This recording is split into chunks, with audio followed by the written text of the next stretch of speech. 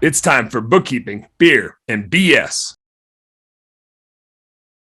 There's a funny thing that happens, like I said earlier, with spend a lot of money on marketing. Like we're conditioned to feel like that's okay, but we're not used to spending thousands of dollars on recruiting. It's like a new thing. And so we do try to be cheap with it. I always laugh. It's like Sean charges a few $100 a month to be the recruiting department. And people are like, oh man, that's a lot of money. It's like, you could hire somebody and pay them $4,000 or $5,000 a month, or you can have an entire team working for you for a few $100 a month. So I don't know why it seems really expensive to like do that for the most important part of your business.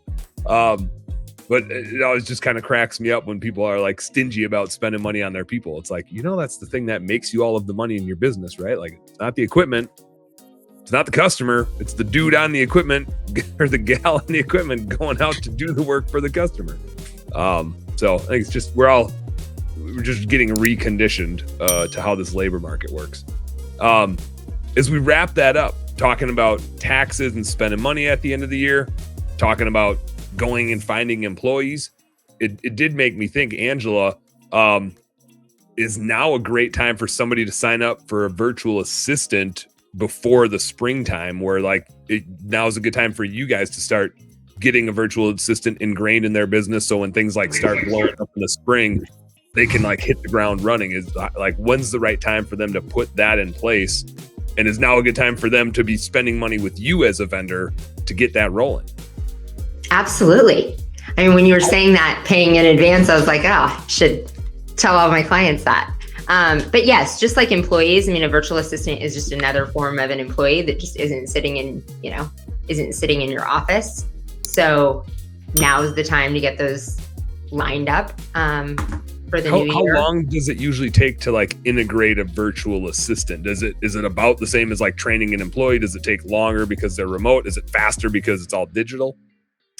About the same as training someone.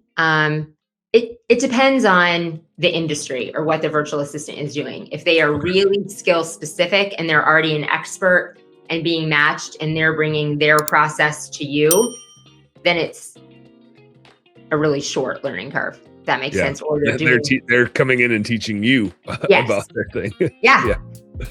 So then that's much shorter. If they're coming into your organization and they're an office manager, or coming into training a process, then it's just the same learning curve as someone is there. And it really depends on Hey, what's up, business nerd? Thank you so much for tuning in. I hope you learned a heck of a lot watching that episode. Do me a favor, subscribe right down here. And if you really like what you saw, you got more goods right here. Check out this one or check out this one and do this. Go subscribe. Appreciate you. Work smarter, work harder, go earn yourself some pride. Catch you on the next one.